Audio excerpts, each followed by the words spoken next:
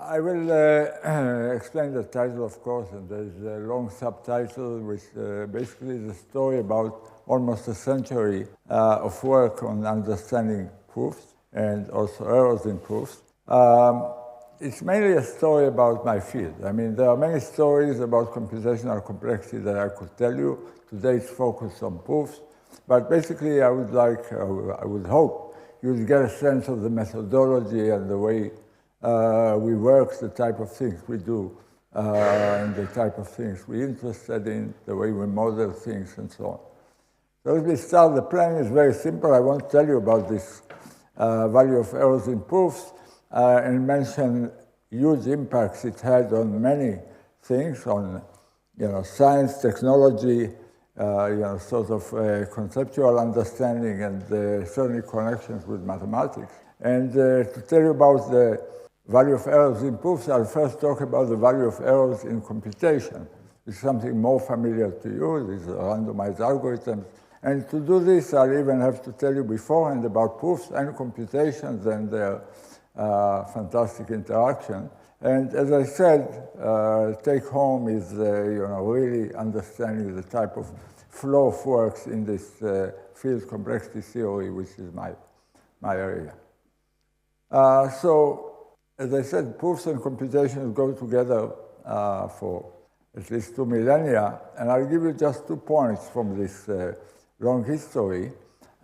First is it goes back to Euclid's Elements, the famous book in which you know that is a collection of proofs in plane geometry, following just in the deductive system, which is inaugurated there from 5 simple axioms. But it's not only a collection of proofs. Each and every one of these proofs is actually an algorithm, a computation of building some point sets in the plane using basically a straight edge and compass. So in this theory, in plane geometry, proofs and computations are really the same. Switch 2,000 years ahead to the turn of the 20th century, Hilbert had a famous dream. He believed that everything true in mathematics is provable, and moreover, everything provable is computable by some mechanical procedure.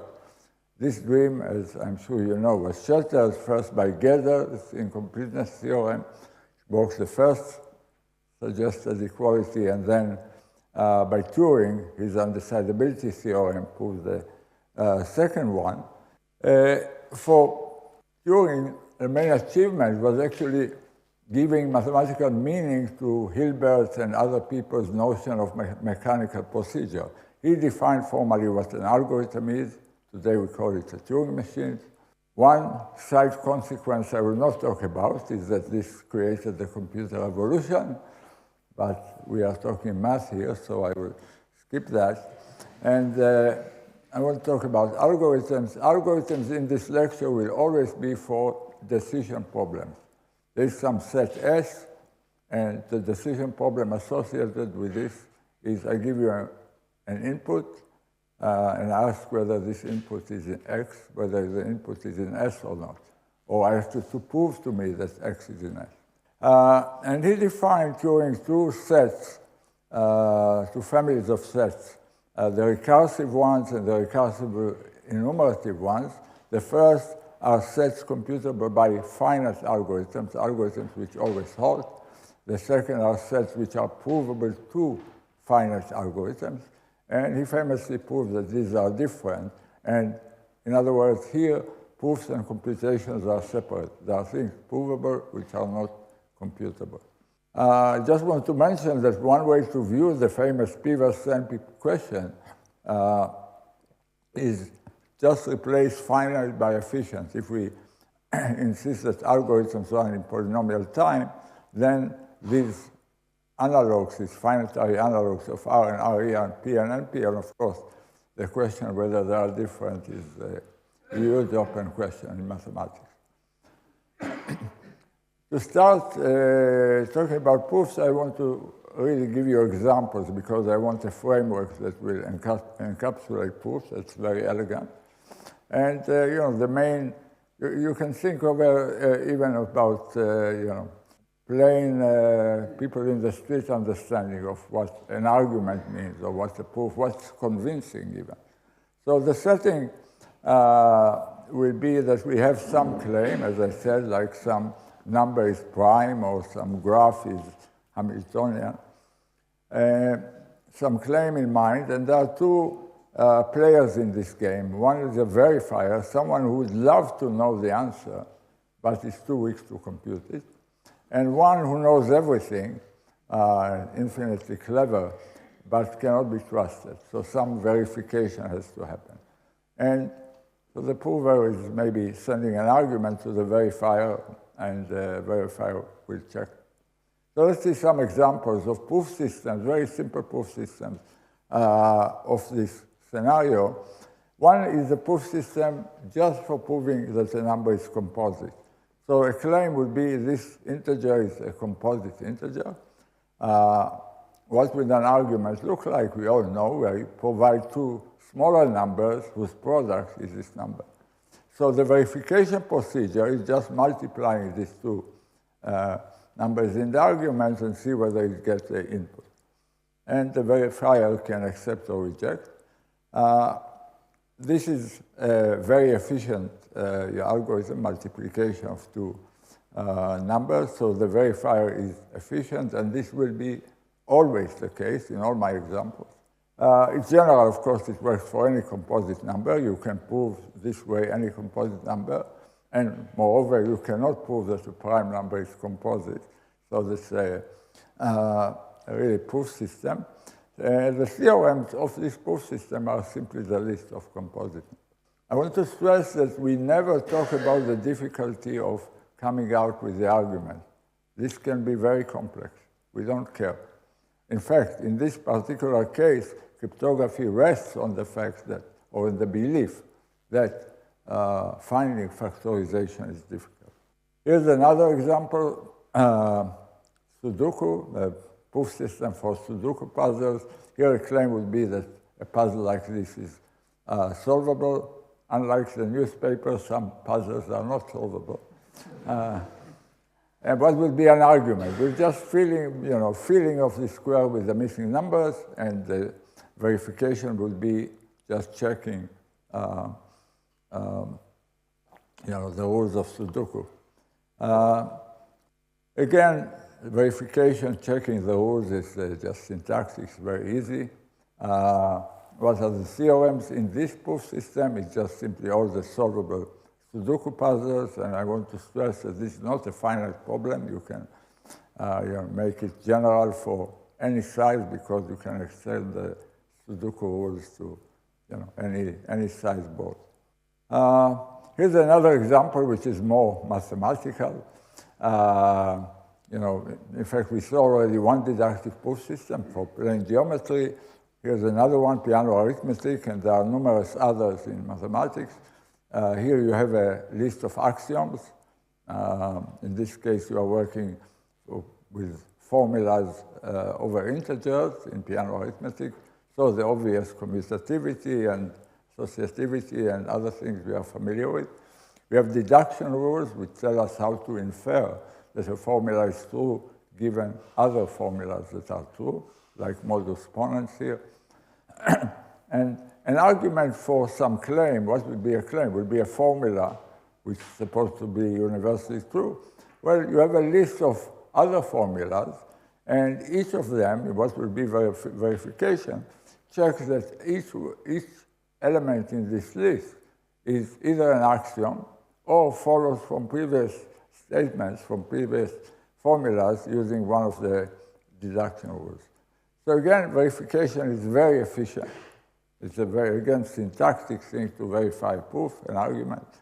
What are the theorems here? They are more interesting, maybe Fermat's last theorem, or that there are infinitely many primes, and other things provable in piano arithmetic. I hope I don't get arguments about Fermat, and I know that it was not maybe formalized in piano arithmetic, but you can write set theory here if you prefer. Anyway, that's another proof system. So let's take what's common to all these very different proof systems. What's essential? What's essential is that true claims have proofs and false claims don't, right? So that's the completeness and soundness properties of proof systems. And what I stressed, that verifiability, distinguishing these two cases should be done by some efficient means. If we had no efficient means to check proofs, then the proof system is useless. So here I'll stick to efficiency as the standard polynomial time computation in the length of the statement, the claim. But in general, you can study, and we do study other notions. So the complexity theoretic point of view just likes to study all proof systems. There are, of course, maybe several hundreds in mathematics, but we like to think of all of them. How do you think of all of them? Well, Cook and Rachel did it very naturally using Turing machines. So you just think of a proof system as being defined by an algorithm. This algorithm is a verifier. It's just an algorithm that takes two kinds of inputs. One is a claim, and one is an argument, and should satisfy the two properties I mentioned before. What's completeness? Well, if the claim is true, there must exist some argument which convinces the verifier. And this is a happy case, right? If you have this situation, then you call the claim a theorem, you call the argument a proof. That's what we like in mathematics. And the soundness case is that if the claim is false, every argument will cause the verifier to reject. It will never accept a false claim. For every verifier, now we have infinitely many, countably many proof systems. For each V, for each verifier, we have one. And let TV be the set of theorems proved in this system, all the claims that are accepted. And it's very easy. One way to, if you don't know what NP is, or you want a formal way of thinking about it, is simply all sets that are the set of theorems of some verifier, some verification algorithm. Inside, so inside here we have solvable Sudoku puzzles or composite numbers or theorems in piano arithmetic that can be, well, I should qualify that. Anyway, inside this class NP, we have the set P with things computable in polynomial time, so I'm always comparing proofs and computation. What is P is the same thing, only in the case that the verification procedure ignores the argument, just can compute the value of the claim, whether it's true or false by itself. So that's another way to phrase P versus NP in this language of proof systems. So these are normal classical proof systems. This is the end of the basic preparation. There were no errors so far. Now I want to go to errors, and as I said, I'll first give you a one-slide crash course on probabilistic algorithms so I can move into probabilistic proofs. So the start of probabilistic algorithms is a basic assumption that nature provides us with randomness. We seem to have unpredictable phenomena, so we believe that we can use freely randomness, and the idea is that algorithms use randomness. Why not? So what are randomized algorithms? So compared to the deterministic one, in the deterministic one, if we have an algorithm A computing some function f, then what we want, it's deterministic, it always gives the same answer. We want this answer to be the function value for every input. In a probabilistic algorithm, we are using randomness, so the algorithm's answer is a random variable, and it's a good probabilistic algorithm if this random value is at least the correct value with high probability, let's say 2/3. So here we introduced already the possibility that an algorithm makes mistakes. We have errors in algorithms. I think this has been 50 years, or maybe, I guess people use probabilistic procedures much longer. But formally, probabilistic algorithms have been around for 50 years, and I'm sure you've all heard and seen such algorithms, I want to point out that this choice of the error, which here I picked to be 1/3, is arbitrary. Anything less than half will do, because errors can be amplified. If you are not happy with 1/3, you can run your algorithm, let's say, k times, and independently with fresh randomness, and then take a majority vote on the answers. You would get reduce the error to exponentially small.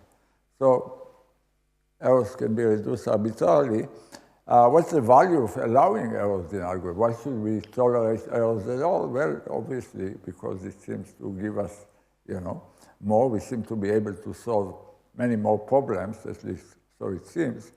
That's the subject of a different lecture, whether it's, it does or not. But why are we allowing errors? Well, it seems like, we tolerate uncertainty everywhere else in life, like in the lecture of the president of the university. Why not in algorithms? Okay, so this is what happens when we allow errors in algorithms. Now I want to allow errors in proofs. It's a very easy method to do, given my background I gave you, because, as we said, a proof system is just an algorithm. So we should allow errors in this algorithm. So formally, it's easy. Let me spell it out. So here's the definition I had of a proof system. And what these two seminal papers from '85 independently suggested doing is extend them to the probabilistic case. So we simply allow the verifier to be a probabilistic machine, the verification procedure. Okay? And now we allow errors. We allow that both the completeness and soundness happen with high probability. And so we allow errors in both completeness and soundness, and this way we can introduce errors in proofs. I think that psychologically, even though it formally looks the same, psychologically for mathematicians, which I guess most of the audience are, it sort of looks very different than allowing errors in computations, because proofs in mathematics are holy. What really makes, the field different than any other scientific discipline, at least so we believe. So we are going to allow errors in proofs nonetheless and see where we get. It's not that I recommend this for your next submission to the annals. Anyway, this is another class of proof systems, and we can look at what theorems are being proved here, those that are accepted with high probability. It's another set for each verifier with probabilistic verifier. And the class IP, analogous to NP for probabilistic proofs, is everything that, all the sets that are obtained this way, but I didn't tell you one element. I told you about the probabilistic element in these probabilistic proof systems, but I want to allow also interaction. So I want to explain the interactive part in this proof system. This is, again, in both these papers. So what they really suggested are probabilistic and interactive proofs. So what's going on? In NP, as you recall, the way a prover convinces an argument in this definition of a proof system is just sending it sort of a one-directional message. You just write down an argument. You write down your paper and submit it. That's NP. And the verifier was deterministic.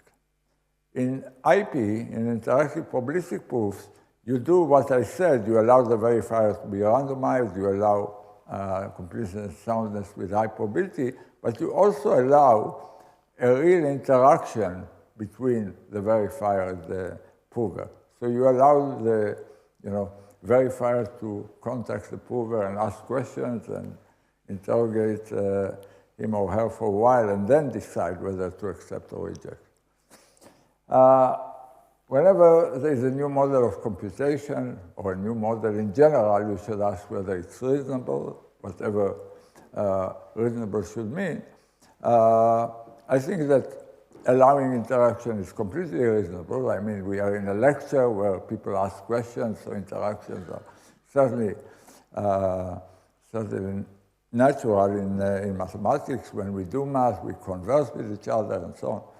So that's reasonable. But it's far more than reasonable. I want to impress upon you that this definition is a revolutionary scientific notion. It will imply everything I'll say later in the week. A consequence of this study is everything else I'll say and many things I will not say. It had lots of impacts that I will not go into, which is more on the scientific and technological side. I will talk about the conceptual part and the mathematical part. I want to mention that there are many variants of this model, and I will not go into this, but there are situations where you don't allow interactions. There are situations where you limit the prover in some ways. The way randomness occurs may be public or private, so on. I will not go into this. I want to focus on two types of proof systems which allow us to get paradoxical properties that we don't expect from normal proof systems, those in mathematics. I'll mention them briefly because I have lots more to do, but the two are zero-knowledge proofs and probabilistically checkable proofs, so let's go into the first. The reason I'm introducing them is to start the journey of how they lead to many other proof systems, including the one mentioned in the title, MIP star. So what are zero-knowledge interactive proofs? This was proposed already in one of the two papers I mentioned, introducing interactive proofs. They were motivated by cryptography, and that's why they cared about zero-knowledge. So zero-knowledge interactive proof, the formal definition is quite complicated, and I will not subtle in a way, and I will not explain it. But the intuition is really, really simple. It's basically an interactive proof which has an extra requirement. And the requirement is that in the case that the verifier accepts, namely the claim should be a theorem, the verifier learns absolutely nothing from the conversation with the prover. And I think for any mathematician, this seems well paradoxical, doesn't begin to describe how ridiculous it is. You can imagine, whether you believe a proof of this nature about any serious mathematical claim. When this was proposed, it was of course proposed for other types of theorems, like I am behaving in some cryptographic protocol in the way I should. This is a sort of less important theorem for mathematics, but very important to privacy and security.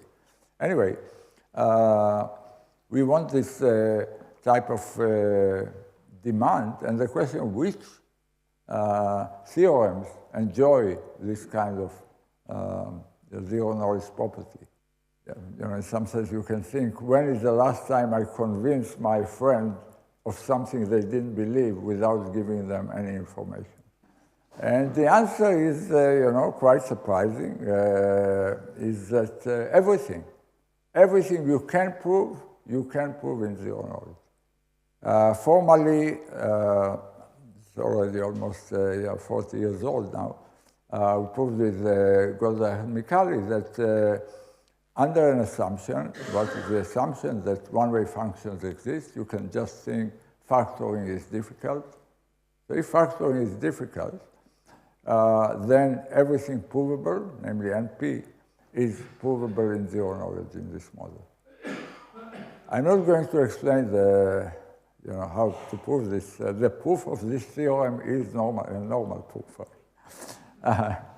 I'm not going to explain. I want to talk about some consequences of this. It had impacts of various sorts. In the theory of cryptography, it was fundamental for the design of cryptographic protocols. It appears by now in lots of systems that you use, or maybe not use, or you use without your knowledge. It had really interesting derivative into physical proof systems, not these digital ones, where it was used for DNA testing or suggested to use it, or also even in nuclear disarmament. It was considered, as far as I understand, by Russia and the US, but was never used. But I want to really focus on proofs and proof systems. So I want to explain how it led to the definition of other proof systems. So let's go back to this zero-knowledge theorem. I mentioned that the theorem has an assumption. The assumption may be benign, it's in the sense that you and I and everybody else uses it all the time. The assumption that factoring is difficult, implicitly by using our, by buying shopping online. But nevertheless, we study another theme in the complexity theory is to understand, eliminate, minimize the assumptions used in whenever we use them. So the question was, is it essential? Is cryptography essential for zero-knowledge proofs? And the answer is many times, is yes and no. And it's yes, crypto is necessary. With Ostrovsky, we proved that if you have a non-trivial zero-knowledge proof, then it must entail, it must contain in its guts a one-way function. So what do I mean by no? Well, as usual, again, in mathematics, we change the model and we can eliminate cryptography. So let me show you how to change the model in a new type of proof system. This new type of proof systems allow, this is already goes to maybe the esoterics to some of you, but we imagine proof systems in which there is more than one prover, two provers who are separate from each other, okay? So this was proposed in a paper with Benoit, Goldwasser, and Kilian in order to eliminate the cryptography from zero-knowledge proofs. Let me explain. So first of all, the model is just the same as before. The verifier and the two provers all share a claim, like, Fermat's last theorem, or, this Sudoku puzzle is solvable. And the verifier, which is probabilistic, is allowed to converse with the two provers. The two provers may have met earlier, before this interaction, to design a strategy, but after conversation starts, they cannot talk to each other. And at the end of this conversation, the verifier decides to accept or reject, and as before, like in probabilistic proofs, it should, completeness and soundness should happen with high probability. In this paper, we proved that you can achieve zero knowledge in this model with two provers without any assumption. Everything provable is provable with zero knowledge without any cryptographic assumption. And this was very satisfying. In some sense, the physical separation between these two provers is sort of a replacement for the cryptographic assumption. Let me not explain this further. That's the power of this model. Again, we have a new model, a new kind of proof systems, and you and everybody proposing a model should ask whether this is reasonable. Here it's a tougher question. I think you can tell stories why it is reasonable. One story is that this is a method that police is using when interrogating, maybe two criminals caught in, suspected of some act, and they separate them and ask them independent questions. Another very different story is that when we came up with this model, the two institutions we were at, Hebrew University and MIT, insisted on patenting it, which is a doubtful way of proving reasonability. We argued against it, but they did it anyway, and of course it saw no revenue. If it was done today, though, it would be very profitable because this is used. Anyway, we have several types of proof systems, NP, IP, which is one prover proof system, interactive randomized proof system with two provers, and you can consider many more provers. And the question is, as we keep asking for each proof system, what is the computational power that is needed to meet this provability? How much time or other effort, computational effort, do you need to actually compute by yourself the claims provable in this system?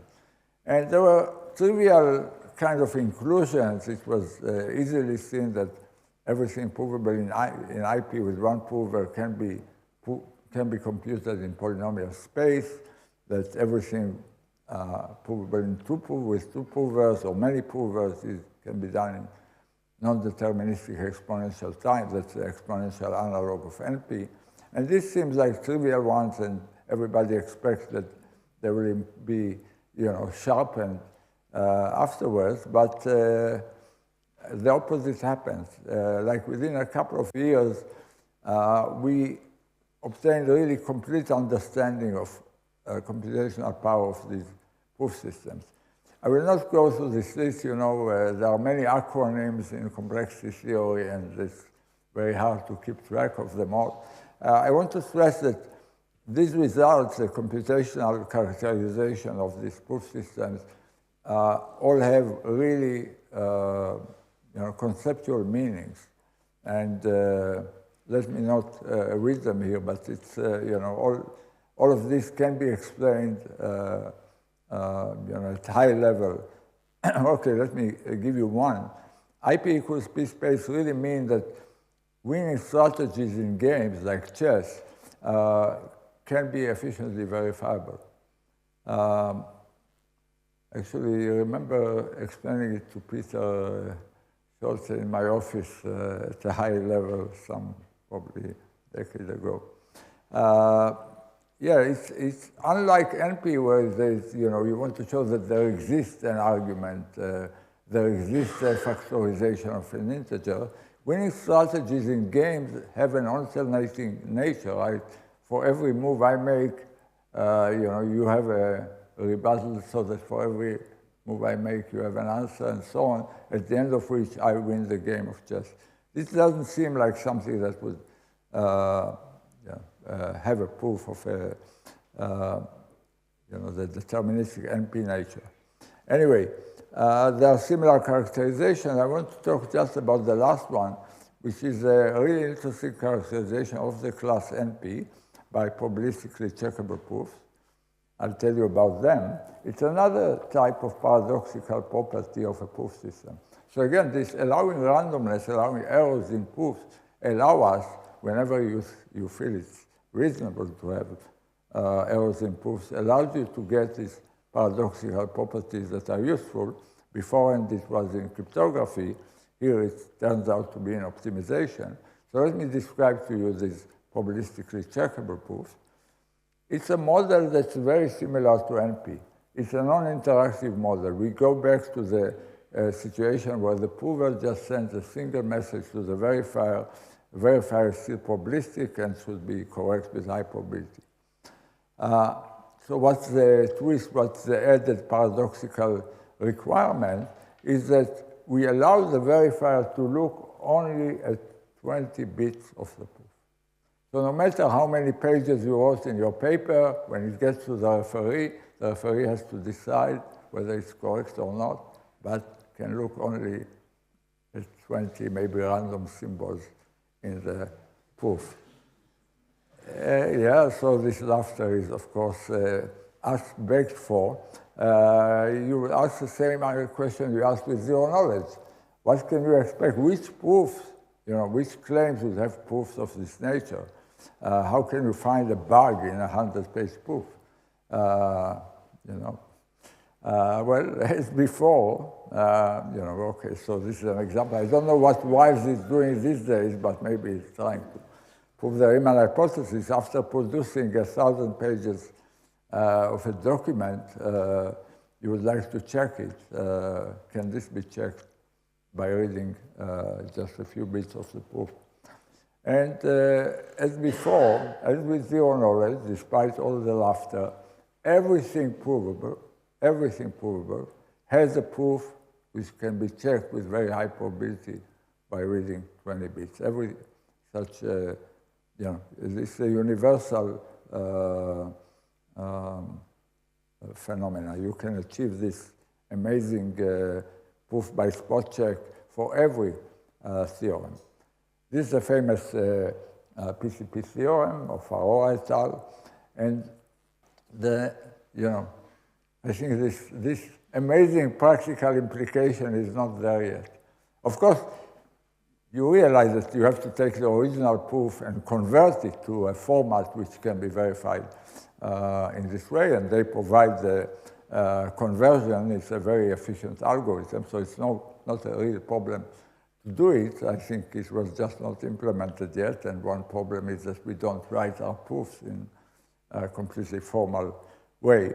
But it had amazing impacts on other areas, and in particular, it's the central tool we have today to prove hardness of approximation. So it had a huge impact on the field of optimization, on other things, coding theory, complexity theory, and again, I'm not going to go into this. So studying these different proof systems and their properties has led to both practical and theoretical consequences that are absolutely major. And again, it's also implemented in various systems. Okay, so to come to the last part of my lecture, I mentioned that we had this one prover proof system, two prover proof system, maybe many prover proof systems. These are probabilistic proof systems. Now, we are going to forget about randomness in proofs and move to the next generation, which of course is quantum proofs. So let me describe to you quantum proofs, and before that, I'll say one slide about quantum computation.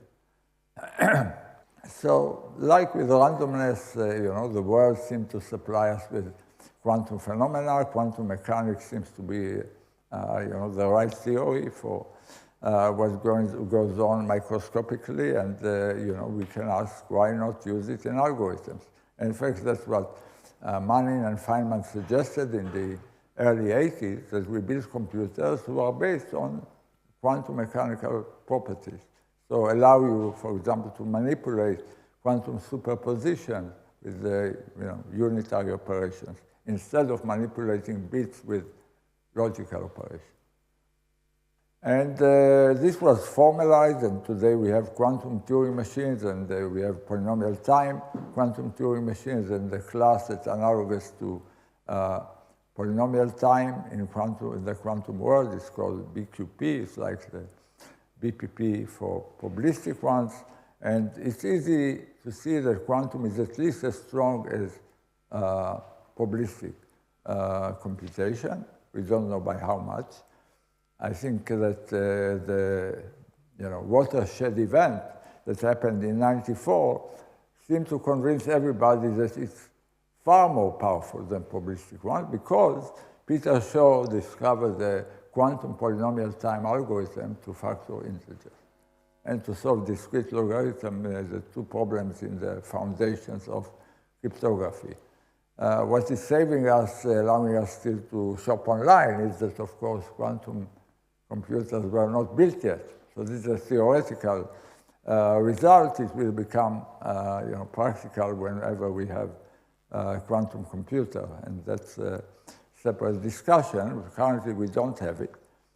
But of course, this discovery was had an amazing effect. There were friendly attempts to develop, first of all, supporting technology, namely quantum computers, to defend against them, namely develop tools, cryptographic tools or cryptographic assumptions that are not violated by quantum computers. We look for new quantum algorithms for other problems. We didn't have that much success, and nobody really believes, for example, that they can solve NP-complete problems. But again, the important thing for me talking about proofs is what kind of models they led to. And you can imagine that they led to quantum proof systems. So let me talk, I have a few slides on quantum proof systems. So again, the generalization is natural. We allow the verifier to be a quantum algorithm, and the provers are, of course, arbitrarily powerful. So the first definition that was suggested was a model called IP star. So like IP, one prover system, instead of probabilistic, we allow it to be quantum. So that's what the star means, okay? And what's the power of this proof system? It took time. It took a decade, much more than it took with the classical one, because it's much more subtle. But it turns out that allowing quantumness does not make it more powerful than randomness. Everything you can do with quantum, you can do without it. It's the same class polynomial space. So we understand we have a characterization of this IP star. The version of 2 or more provers, MIP stands for many. You can study 2, 3, 4, and so on. MIP star was suggested in this paper, and it took almost a decade just to understand that it's at least as powerful as the classical one. Here it's more subtle because of the two provers. It's not clear in either direction that, both the prover is strong, both the verifier is stronger and the provers are stronger, and it's not obvious, the inclusion. But anyway, it was shown that MIP star is at least MIP. And everybody expects that with some more work, you'll get, inequalities there, and everything will be, like in one prover case. But, it turned out to be different. Some years later, it turned out that this MIP star, what you can prove in MIP star, are even problems that are in doubly exponential time.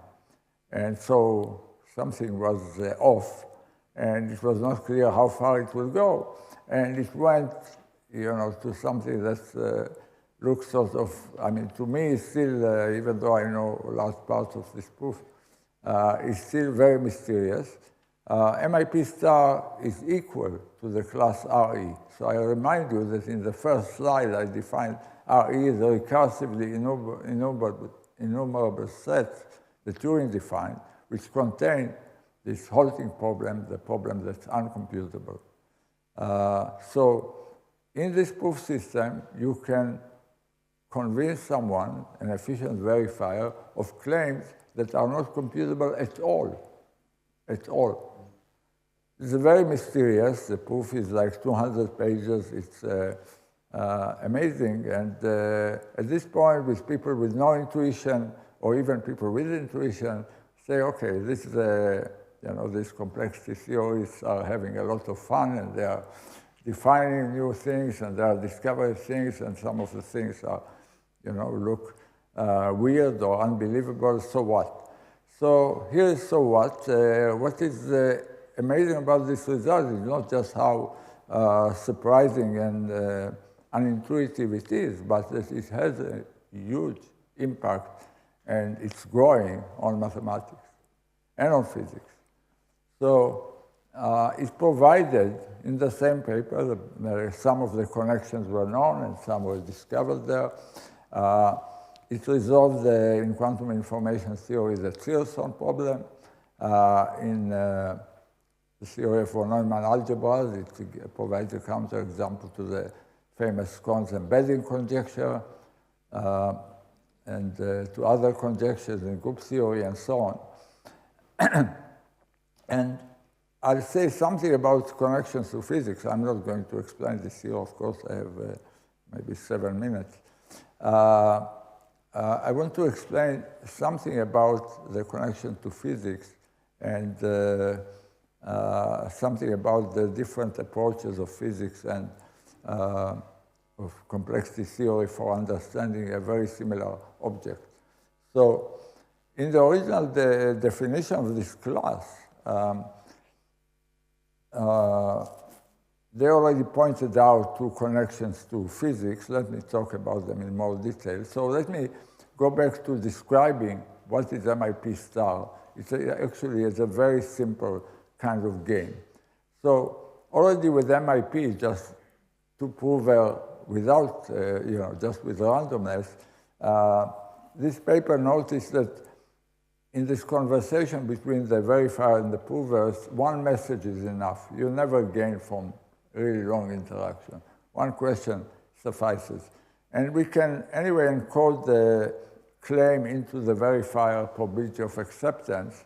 We know that if its claim was true, the acceptance is with high probability, otherwise it's with low probability. So we can encode simply the game according to the verifier's decision what to do when he asks a particular pair of questions and gets a particular pair of answers. And we define the value of this game that the verifier defines by the maximum probability that any two provers can convince the verifier to accept. So this is a particular value assigned to every verifier, to every such proof system. It turns out that this value doesn't change if you allow the two provers to look at some common random string in the sky. So if they have a coordinated random string, they are not allowed to talk to each other, but they can share randomness. That doesn't change the value of the game. Okay, this is with just randomness. If you look at the quantum version, then it's the same thing, only that now the two provers can share an entanglement, can share a quantum state. And you can study the best value in this case, so what is the maximum probability that the two provers will convince a verifier, which has some function of the questions and answers. And in complexity theory, what we study is basically how hard is it, the computational part, to approximate this acceptance probability, this value, which determines acceptance or rejection. We know there should be a gap between the two, because with high probability, you either accept or reject. And I told you the results here that we have a characterization of these two classes in terms of computational questions. But in physics, it turns out that a century before, the same questions were studied. And some of you, I'm sure, are familiar with it. So let's look at these pictures again. I claim that, so this goes back to the famous EPR paradox of Einstein, Podolsky, and Rosen. Was done by Einstein at the Institute with his two postdocs. He proposed the famous two-photon experiment, and how can information pass in speed which is faster than the speed of light. This is a picture of this experiment. The photons are flying out, each at the speed of light, and there are these two detectors, and you can imagine in your mind that these are the two provers, and they are trying to do something. The analogy is very strong. I will not elaborate on it. But what physicists were looking at is, well, they called this kind of quantum game a quantum non-local game. And Einstein called this possibility of communication spooky actions and distance. And they were trying to explain it in classical terms.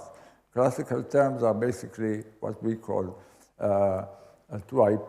They call it classical local games, and try to, these random strings supposed to have encode some hidden variables. And what physicists did is prove that actually, basically quantum mechanics is correct, and you can achieve more with quantumness than with classical means in terms of convincing power, in terms of the value of this game.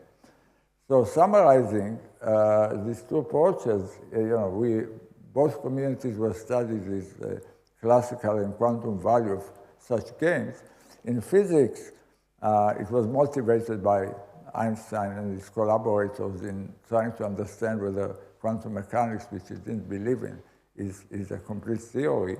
And starting with the famous Bell inequalities, people found more and more examples of games that the quantum value is larger than the classical value. Of course, this led to tests of quantum mechanics, and today we know that it was verified in the lab. On the other hand, in complexity theory, starting with the paper defining MIP star, this takes the usual complexity theoretic point of view, like we did with proof systems, of classifying all non-local games. This is the class MIP star. And when you do that, this result, MIP star equal RE, really uses these 200 pages are just 200 pages without all the references needed to work on various other classical interactive proofs and other complexity theory results. And this kind of approach of studying all the class of all games or all proof systems allow using various composition theorems leading to this result. I should mention something just fresh off a month ago. The same technique. So what I'm advertising is that MIP star equal RE is really a new proof technique in mathematics. It already was used to refute these three conjectures. And a few weeks ago, Lubotsky, Vidic, I should remember the other two names, but I'll check them, use the same type of proof technique to refute Aldous Lyons conjecture. This is a conjecture in probability theory. And the power of these ideas is probably will go further. Okay, so let me sum up. We've seen lots of types of proofs. We saw that allowing interaction and randomness in errors in proofs lead to various paradoxical properties and other impacts. In many cases, the theory or the playground with definitions and models predated all their applications, as often happens. There's a lot of connection with, between subdisciplines in theory of computation, but also with mathematics. And again, I think that this story, like other stories, sort of, at least explains some of this methodology of the field, complexity theory. And my usual last slide, this book, if you want to know about complexity theory, is free on my website. Thank you.